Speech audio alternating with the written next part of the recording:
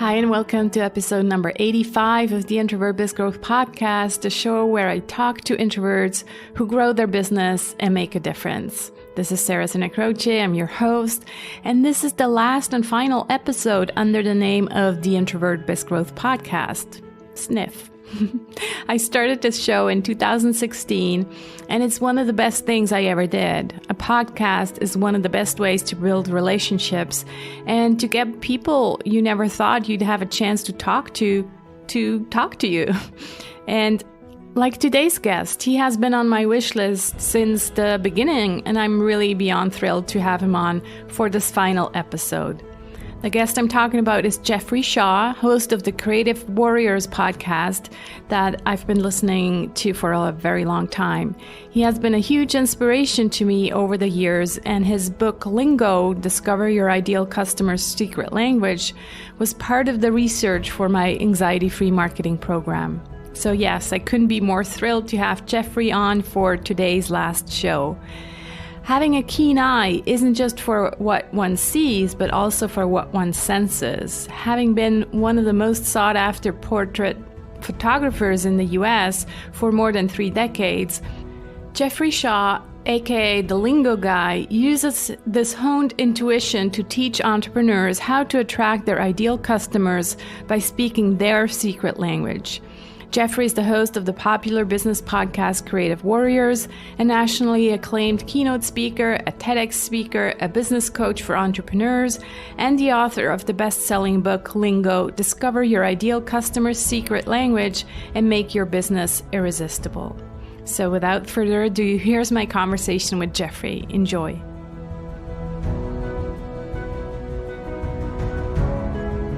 Hi, Jeffrey. How are you today? I'm great, Sarah. Thank you for having me on. I'm glad to be here with you. Well, I'm so excited. You've been on my wish guest list for a while. I am a big fan of your podcast, so I'm excited to have you here as a fellow introvert. I think I've heard you mention it a couple of times, so I'm like, okay, this is a guy that I need to talk to. So looking forward to our conversation. Excellent. So tell me, Jeffrey, tell me, in the intro, I read your official bio, but I'm much more interested in the non-official stuff. So tell us about you, the introvert. I know you had a photography business and how that all plays to, who you are today and how your introversion also plays a role in what you do today. Sure. Well, it's interesting. I think, people would probably have a hard time believing that I still claim myself to be an introvert today, right? Because I'm out in the world, and one of my favorite thing to do is to speak on stages as a professional speaker and be in front of hundreds or thousands of people. And it's the thing I enjoy the most.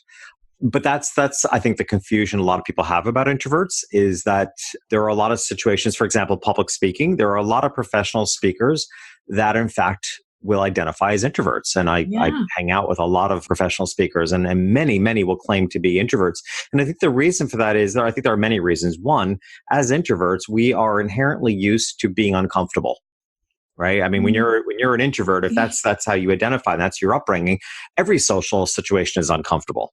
Right. So being on stage is really not any different, That's so you're used to navigating that. And when you're on stage, you are a show of one. So again, it's not unusual as an introvert to find yourself in that situation.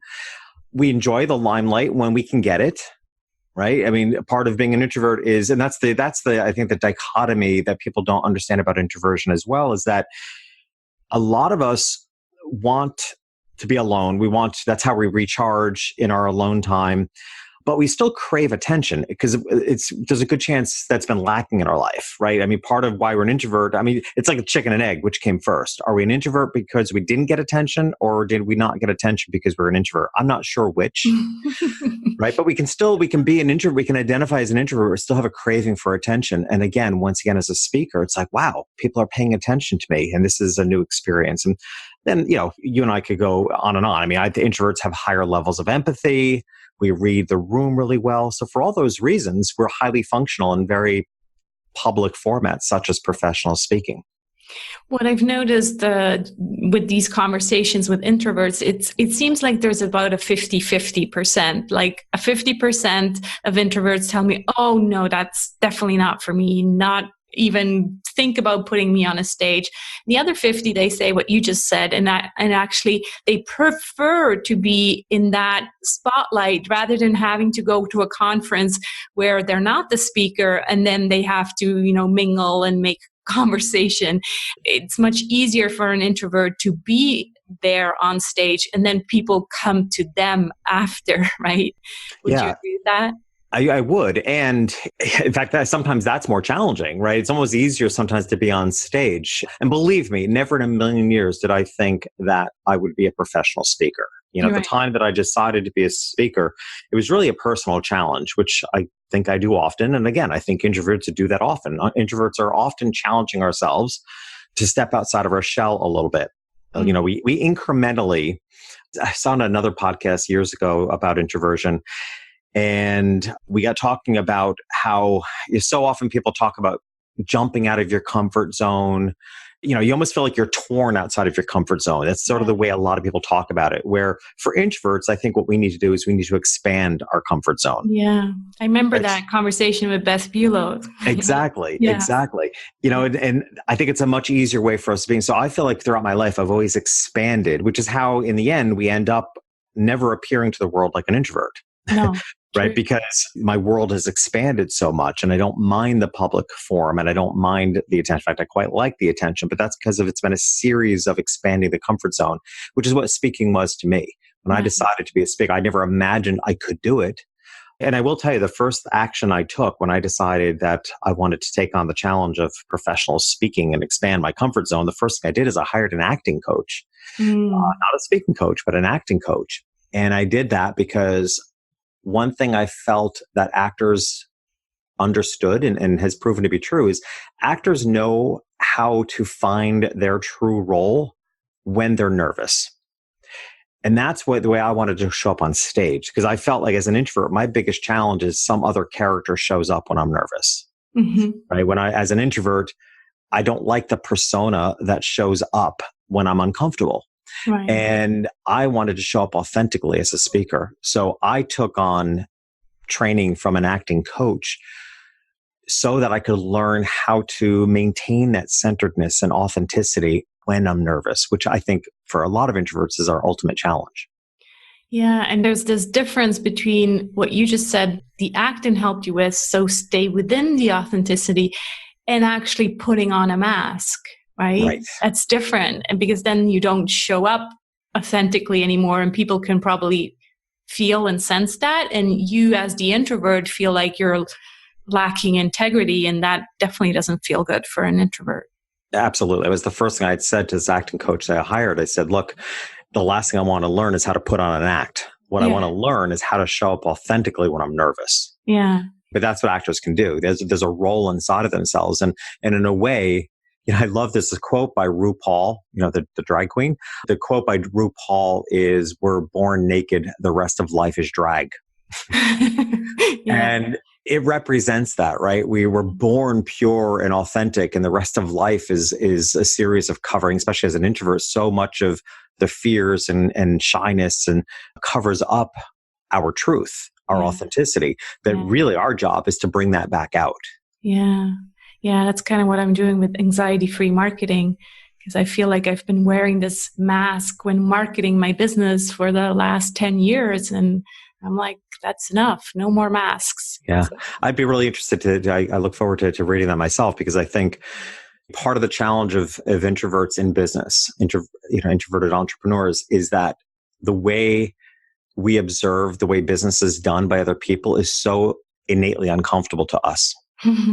And so we are looking for a new way of marketing. I just interviewed somebody from my podcast who did some research, and actually it was kind of sidebar research. It wasn't really the main part. The interview itself was about culture, about company culture. He wound up coming across a research that showed that introverts were infinitely better at handling customer service situations than extroverts, which again, as an introvert makes perfect sense, right? If somebody has a customer service issue, you and I both know an introvert is probably going to handle that much better because we're much more likely to be empathetic. We're much more likely to listen. Right. We're much more likely to kind of get on the side of the person having the struggle and saying, I get it. I hear what you're saying. Let me see what I can do to solve the problem. Right. But the research has proven that I think introverted marketing is better marketing. I think introverted customer service is better customer service. That's so interesting that there's actually research that, stats that prove that. Yeah. Wow. So what about your introverted superpowers other than, speaking on stage and empathy? What comes to mind? I have to go back to empathy. I mean, I think, two things, I guess. I guess I'd also say I often, like a lot of entrepreneurs, I have a very diverse business model, and I'm prone to chasing squirrels like a lot of us creatives are. But I'm okay with that. And that's part of the reason why my following, is committed to me and my beliefs, because I try to unleash them from the shackles of a world telling them they have to sit still, focus on one thing and pick a niche. Mm-hmm. And I'm out there saying, no, creative people are going to chase squirrels. They may need to be harnessed to go in a healthy direction, but you're never going to shut that down. And the shutting down of chasing the squirrels, what's lost? I believe introverts and I believe creative people often see more, hear more, and feel more. Why would you want to shut that down? One of the common denominators for me, but what I do try to help people that I coach, what I try to help them find in themselves is something core. And it doesn't have to be a purpose or a why, but what's the connection between all the things that you're passionate about or that get your interest? And for me, the theme that I come back to all the time is being a witness. And I truly believe the foundation of that is introversion, because as a really shy, introverted child, I would say I observed a lot, as introverts often do, right? I sat back and watched life and therefore studied it and studied human behavior. Mm-hmm. And I chose photography as a profession specifically because it was easy to withdraw. Back in the day when I started, there were dark rooms. So a lot of the work was done in the dark room, which was perfect for an introvert. Even being out in the world, there's always a camera between, me and the outer world. So it really was the perfect profession for an introvert. The irony was that very quickly, even in high school, I was very good at it. Mm-hmm. So I suddenly was put into the spotlight. I started getting all these national awards, and I went to photography school, and then I went on scholarship, and I graduated at the top of the class, and I had to give a speech at graduation. And so the very thing that I chose to stay out of the world actually threw me into the world, which was the ultimate irony. A lot of authors have told me the same thing. A lot of people often will choose being an author as a profession because it's reclusive. And then the book hits the New York Times bestseller list, right? Like Susan Cain, right? Right, exactly. Susan Cain's, Todd Henry's another one that comes to mind. A lot of authors have told me that. It's like, well, now I got to deal with my success. Yeah. So for me, I think the superpowers that being an introvert has really provided for me is, one is the art of observation. And then secondly is empathy, which to me truly has served as a true superpower for me, because not only has empathy allowed me to photograph people and really pull out their true nature, it serves me as a professional speaker because I can read the room and I can change my content on the spot if need be based on what I'm feeling from the room. But it also has enabled me to stay ahead of market trends. Highly, highly sensitive. I was just going to say. Yeah. Highly sensitive to what's going on in the world, how the market is changing, and most importantly, how the needs of the people that I serve are changing, and how I need to change my business to continue to be successful. I think it's the number one reason why I've been able to exist in business for 35 years is because of my adaptability, because of the empathy and sensitivity I have to the changing needs of the people I serve. Mm-hmm. Yeah. Have you ever taken one of those highly sensitive people tests? I've taken so many different things, Strength Finders, Myers-Briggs. The one that I actually love the most as far as an assessment of one's personality is Sally Hogshead's Fascination Advantage Assessment. Mm-hmm. Yeah. That actually has been the most useful because, again, probably true to the introvert nature, right? I mean, you take Myers-Briggs, Strength Finders, it's nice to find out about yourself. But at the end of the day, as an introvert and as a giving person, I really want to know how I can serve others. And what the Fascination Advantage Assessment does is it allows you, to me, it's the only test that really lets you know how the world sees you. Mm-hmm. Because we can see ourselves a certain way all we want. But at the end of the day, what's really valuable is how does the world see you? What does the world find fascinating about you? And how can you leverage that? And it's so interesting how it's not always aligned, or actually often not aligned, right? You see yourself one way and then Absolutely. you find out that the world sees you in a complete different way. Yeah. Well, that's I did a TEDx talk on that very topic. My TEDx talk is about how others see more in us than we see in ourselves, and how it's the only way that I know of to really reach heights beyond your imagination, because by nature, whatever we expect of ourselves is as far as we're likely to go. But expectation, by definition, is a predetermined outcome.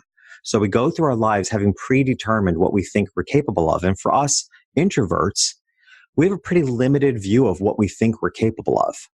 And the only way out of that closet of expectation is to start listening to how other people see us, because often other people see in us more than we see in ourselves. People often see our greatness before we're able to see it or admit it to ourselves. Right. And that's the foundation of my TEDx talk. I agree to the last point you made. I'm not sure that introverts sometimes don't have, I actually feel that some introverts have these really high ambitions, but then we struggle with this weight. I told my therapist sometimes that I feel like I have the weight of the world on my shoulders. It feels like I need to change the world. And yet I'm like, I don't know how to do it. Right. Yeah. And so I think we sometimes have really big expectations for ourselves, but in a way we're lacking the courage to putting ourselves out there to actually make these changes that we want. And I think that's a really important stage, right? I think to me that represents your own growth of admission, which admission is a very hard step for a lot of people. And what I mean by that is that it's willing to admit to ourselves that there's something special about us, or that we have something that we can offer. I know for me, certainly in the earlier years as a youth, looking, and as an introvert, I didn't expect much of myself. I couldn't imagine, honestly, I didn't imagine I would amount to much. Right? Because all I saw was limitation. I grew up in a small country town. I was very introverted. Everybody around me was, more outgoing, and I did not expect much of myself. I think that a later stage of that is the stage of which I agree with you. I think a lot of introverts are in this stage where they internally, because we do so much of our processing internally, they internally have recognized that there's greatness in them. And that's the admission part. And the next challenge is, how do I get that to show up? How do I live up to that? And that is a really frustrating stage, but a very, very important one to actually get to that stage of admission that I have something. I have something to offer the world. Yeah.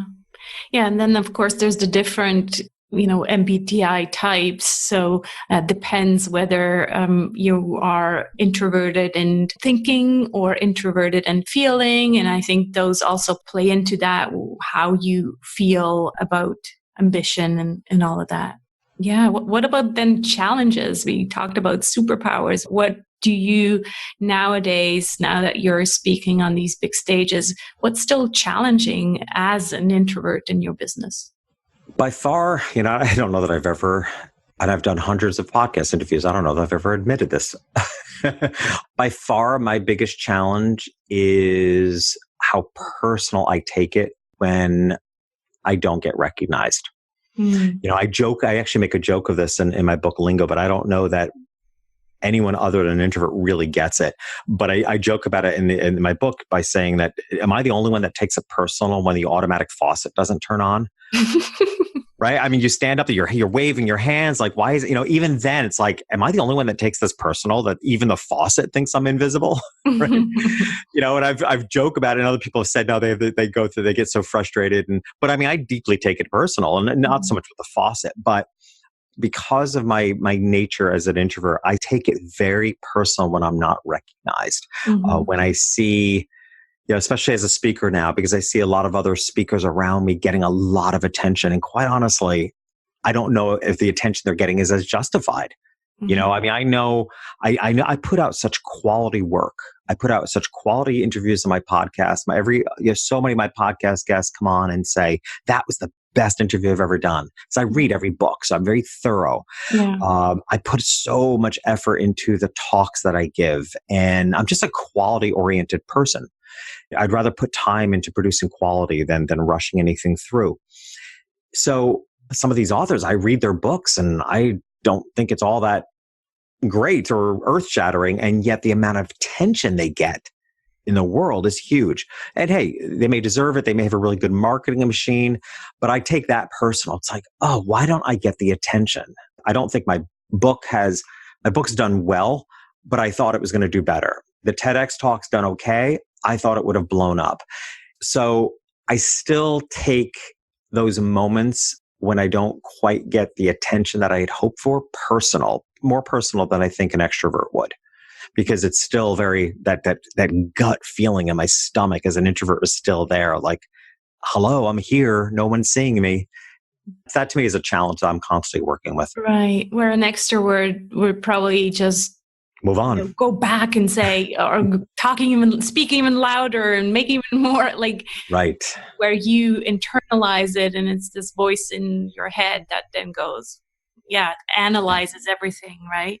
And to that point, there have been a couple occasions where I did feel completely overlooked. Didn't get a speaking gig that I really felt I should have. And there have been 2 times that I can think of. Maybe there's a third toss in there somewhere, but there could be 2 to 3 times where I behaved like an extrovert because I was frustrated. I was overlooked, and I stood up for myself. And in every case, I got what I wanted. And I realized, wow, there is an advantage here. I can see, I wouldn't change being an introvert for anything. I think there's by far more advantages to being an introvert. But it is interesting in that regard that it's like, wow, when I stood up for myself, I actually got what I was seeking. So that's my challenge, though, is doing that more often. Yeah, it's about choosing your battles, because that takes more energy for us to do that. Yeah. And so I guess it's about choosing your battles and saying, no, but this one, I'm going to stand up for it and, act like the extrovert in the room. Yeah. Yeah. Good point. Yeah. Wow. Take me to a story, tell me a story about this big aha moment that you had, whether it was, before you started Creative Warriors or something that happened with a client, some kind of story that you can tell the audience. By far, a life-changing moment for me. So I actually shared this story once when I was on stage speaking at a national convention, and I was running a little ahead of schedule, because I could see I still had 7 minutes left because there was a timekeeper in the back of the room. And I was like, I'm pretty much out of content, but I have 7 minutes left. So I wove this story in, and it turned out to be the most moving part of the whole talk. People were in tears. And because I realized there were so many introverts in this room that totally understood what I was saying.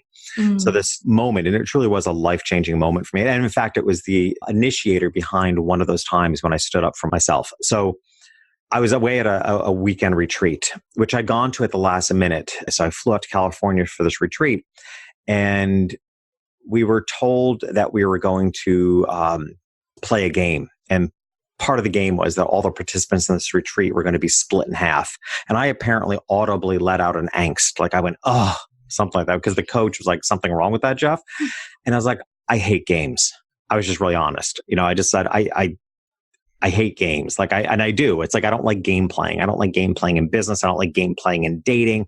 I've never done any sports. Any sports that I ever did were things like tennis or skiing, more solo sports. I'm not a team sport player, because as an introvert, that scared the crap out of me. Right. So I resisted this game that this coach wanted to play. But the outcome of the game was what was life-changing, because I realized that the reason I didn't like playing games in my life, or because I didn't like playing games, which to me represented, and I can't say sports are inauthentic at all, right? But there was something in the elementary school experience, kickball, things like that, that what I did is I retreated to the back of the line. Yeah. So I was always that introvert, that solo kid, which was the last one left that one team was forced to take. Nobody ever wanted me on their team. Right. We all know those moments. We all know that feeling. And because I didn't, and then of course it's such a catch-22, but because you don't participate in the sport very often, you're not very good at it. So then nobody wants you for that reason either. But I was always the last kid standing there. And it was the putting myself in the back of the line thing that I realized as an adult, that I can't complain about not being seen if I'm putting myself in the back of the line. Mm-hmm. And that was the life-changing moment where I said, if I want to be seen, I have to be willing to stand at the front of the line. And it was that awareness. It was kind of unfolding. So it was rooted in the fact that I hate an authenticity. I hate game playing. I'm a single guy, I'm in a relationship, but, I spent a lot of my life single, and I hate all dating advice because it's all game playing, right? I mean, if I like you, I'm going to tell you. And if the rest of the world says, oh, you don't rush, don't say anything too quick. It's like, but that's just a game. I'm going to share what's authentic in my heart. Right. Mm-hmm. I can't stand the games. I can't stand the games of life. So I realized it was because of that I put myself in the back of the line. But I was like, you know what? If you want to play in the arena, you can't be in the back of the line. So that, I think, was probably a turning point moment for me when, as an introvert, I became more committed to what I needed to do in order to be in service to the world than worrying about myself. In that moment, I realized a certain sense of selfishness in being an introvert. And I don't mean that to have a negative impact on your introverts listening. But for me, I felt an inner feeling of self-centeredness, which was very contradictory to how I felt as an introvert. But yet I felt like if I'm going to keep being an introvert, I'm just focusing on my own emotions a lot. I'm struggling in my own world, but it's my world. And if I want to be in service to the world, I had to get out of that. I became more committed to being in service to others than I was committed to protecting myself. And that really, and this was prior to the podcast. This was prior to the book, prior to TEDx, prior to that was the person that's unrecognizable today. But that was a turning point moment that enabled me to, step into my bigness as I am today. That's really interesting.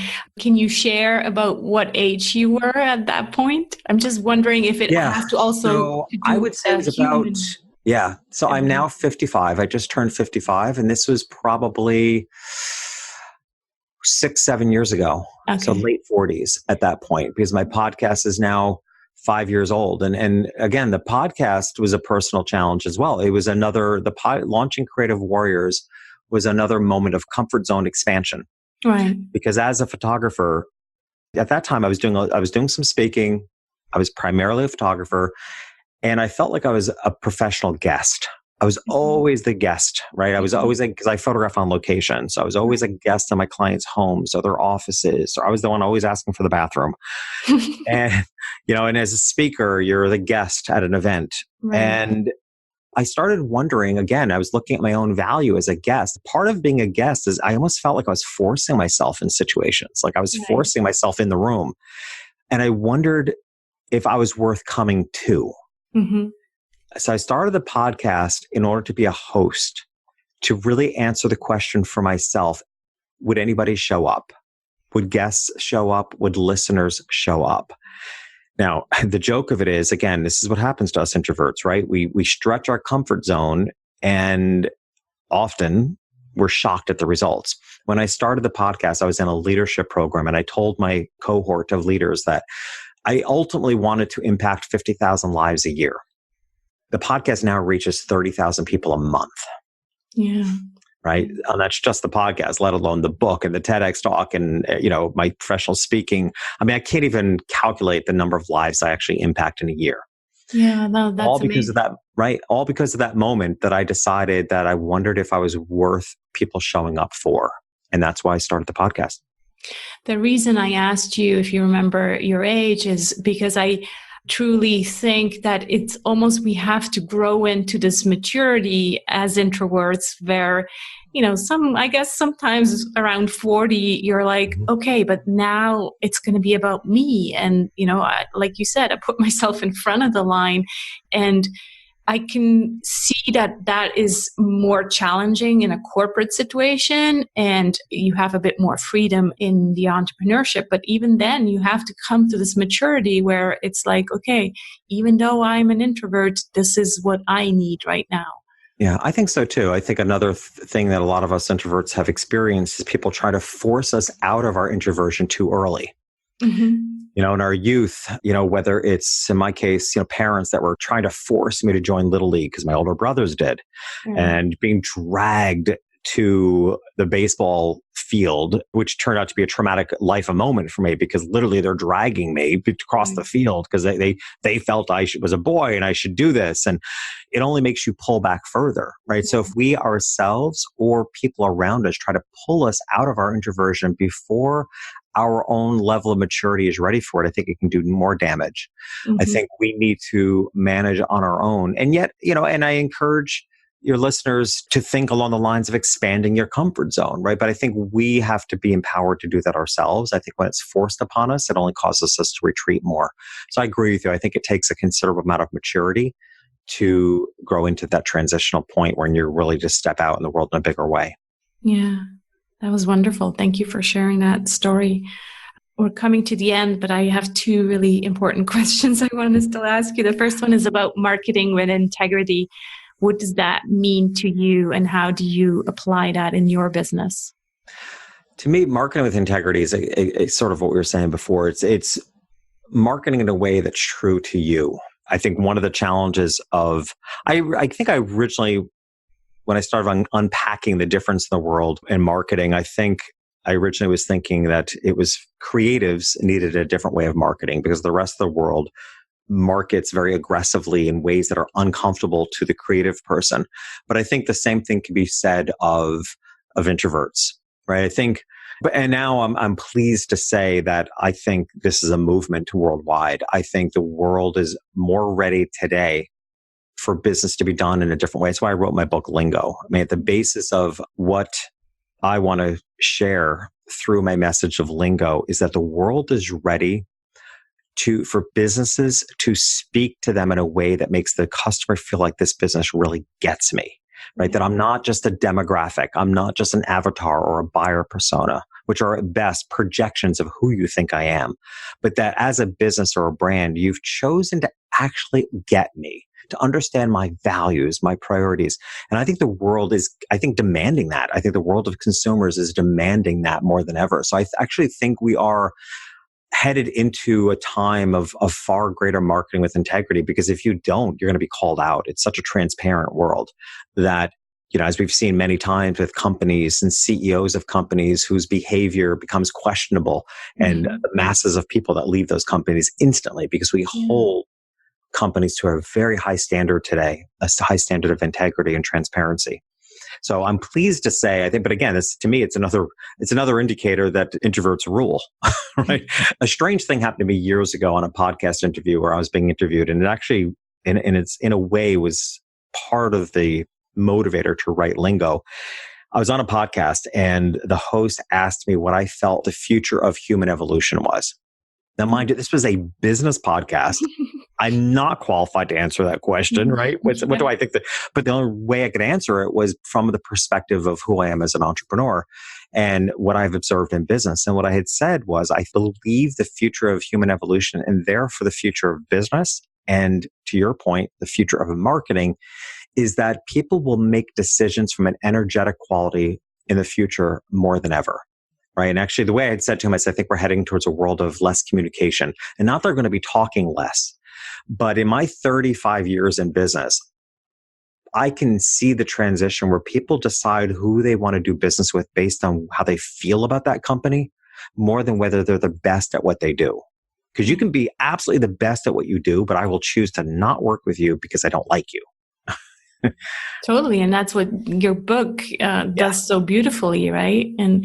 And the other quote that I was just trying to bring up is this quote by Daniel H. Pink, who says exactly what you just said, is this human evolution. We've progressed from a society of farmers to a society of factory workers to a society of knowledge workers. And now we're progressing yet again to a society of creators and empathizers, of pattern recognizers and meaning makers. Wow, what book? I mean, I'm a huge fan of Dan Pink, and I've actually had him on my podcast. What book is that? That is A Whole New Mind by Daniel. I have not read that one. That's perfect, perfectly aligned. I've always been a huge fan of his work, and I think in part because there's been an alignment of our observations. And gosh, that's so beautifully said.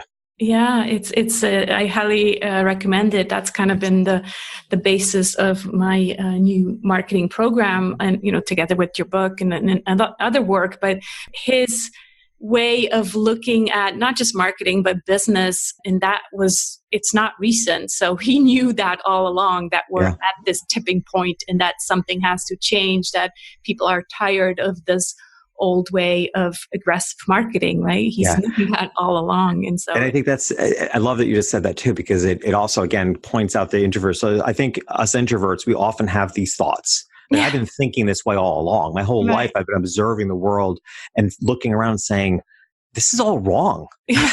Right? And yet we're like, I haven't vocalized it. The extrovert tends to get it out in the world first. Yeah.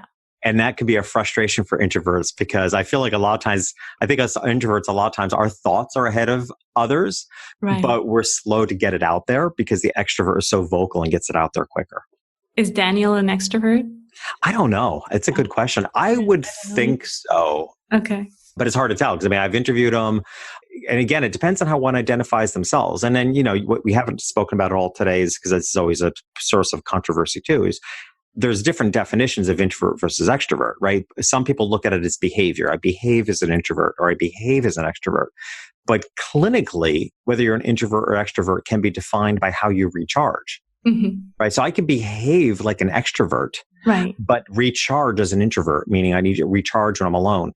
So people have chosen their own way. I mean, I tend to be an introvert. Like I behave, well, I don't know. I mean, most people think I probably behave more like an extrovert, but I definitely recharge as an introvert.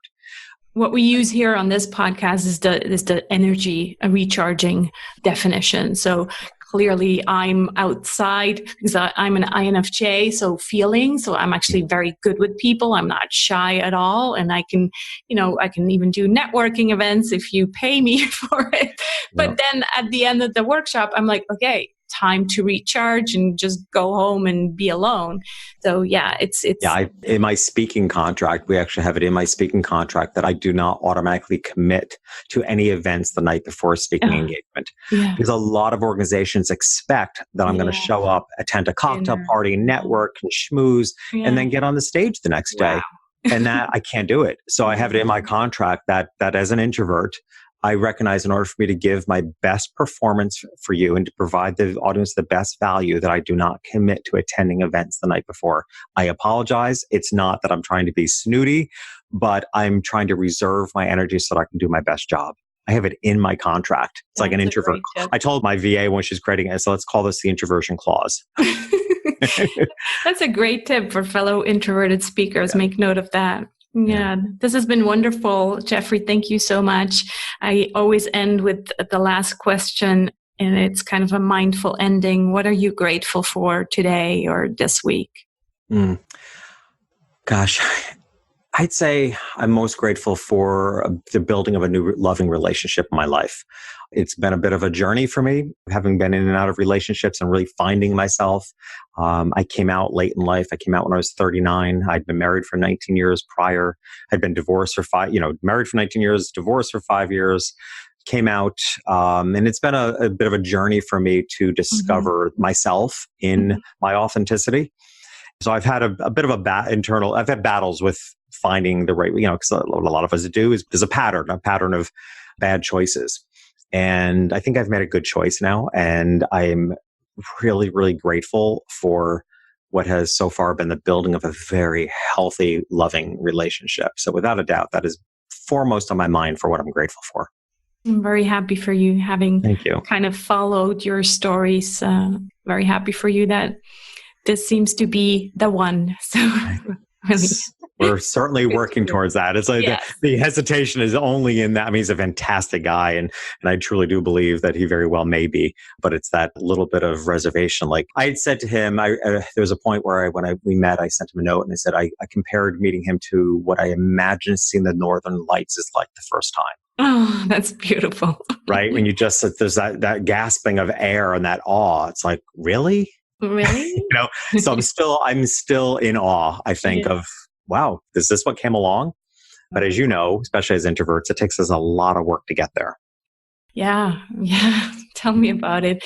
But then once we made up our mind, we're usually in very stable and loving relationships. So you're lucky, but he's just as lucky. So Well, that's funny you should say that. That's always been when I shifted in my own mind what I was looking for in a loving relationship, I decided that what I wanted to find was a relationship where both people felt like they were the luckiest ones. Exactly. Yeah. So if both people feel that way, that's a healthy relationship. Wonderful. Thank you so much for taking the time to talk to me on this show. It's been a true pleasure. Thank you, Jeffrey. Thank you, Sarah.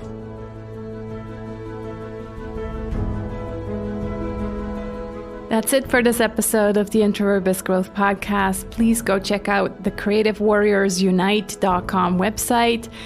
He has a podcast that I highly recommend. Also, look at his book on Amazon called LINGO. And finally, Jeffrey has a free review of your website that you can access at lingoreview.com. As always, you'll find this episode's show notes at sarahsanacroce.com/episode 85. And again, as of August 30th, you'll find your favorite show under a new name and brand called The Gentle Business Revolution.